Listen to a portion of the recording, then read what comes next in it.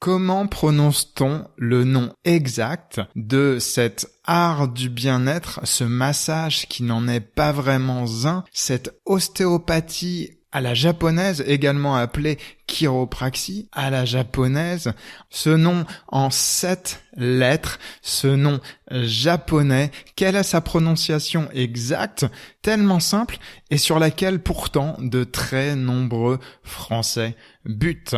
Konnichiwa, comme on dit en japonais.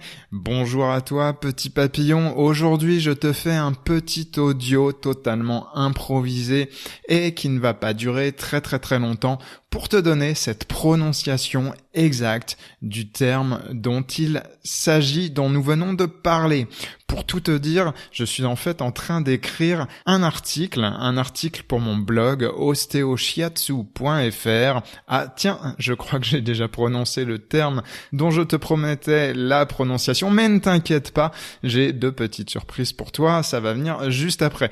Comme je te disais, je suis en train d'écrire un article pour mon blog osteoshiatsu.fr, un article sur les 5 plus gros mythes qui concernent cette méthode, cette technique de bien-être, ce massage qui n'en est pas un. Tu vois, je m'interdis de prononcer son nom pour te réserver cela de la manière la plus claire qu'il soit.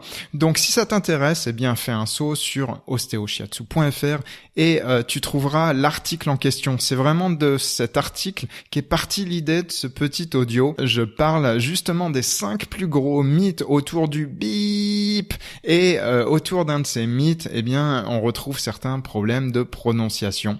Et je me suis dit, ça fera pas de mal de proposer à mes lecteurs, à mes visiteurs, un petit audio avec la prononciation exacte du terme en question. Cette prononciation, stop le mystère, la voici. Déjà, épelons ce terme S, H, I, A, T, S, U. Alors non, ça ne se prononce pas Shih Tzu, ça ne se prononce pas Shih Tzu, ça ne se prononce pas Ateswetchup, ça se prononce tout simplement, eh bien comme ça s'écrit, Shiatsu. Shiatsu. Alors en français, Shiatsu. Voilà, la prononciation française, tout simplement, Shiatsu. Allez, répète après moi, petit papillon, Shiatsu. Shiatsu. Shiatsu. Voilà, fais comme à l'école, entraîne-toi, répète, et tu vas voir si t'as la langue qui fourche, et dans 4-5 répétitions, ça sera fini.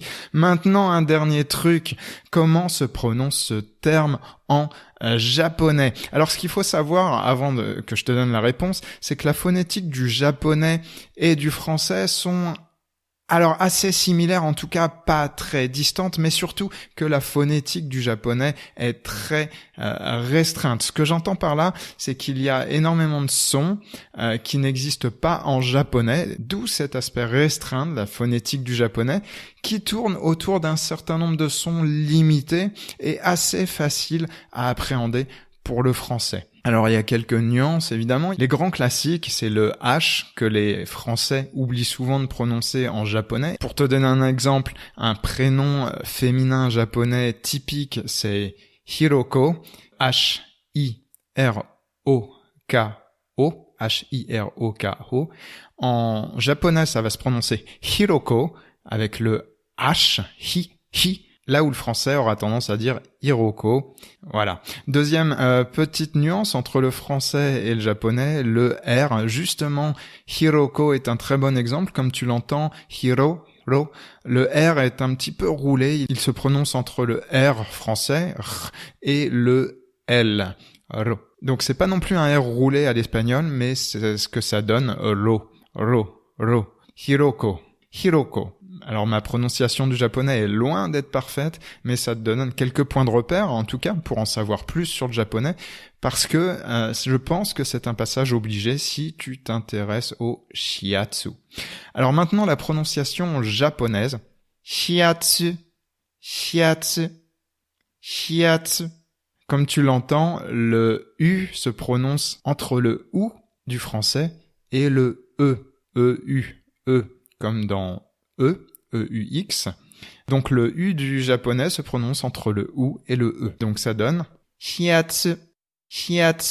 Voilà, donc maintenant tu sais parfaitement prononcer ce terme en français comme en japonais, je ne reviens pas dessus, et ça évitera de faire sourire tout le monde à chaque fois que les gens croient que tu éternues quand tu parles de cette technique de bien-être, cette thérapie manuelle, énergétique et holistique comme on aime souvent la présenter. Alors énergétique parce qu'elle est souvent adossée à la théorie des 5 éléments, à l'énergétique orientale, et puis holistique parce qu'elle considère le corps et l'esprit comme un tout.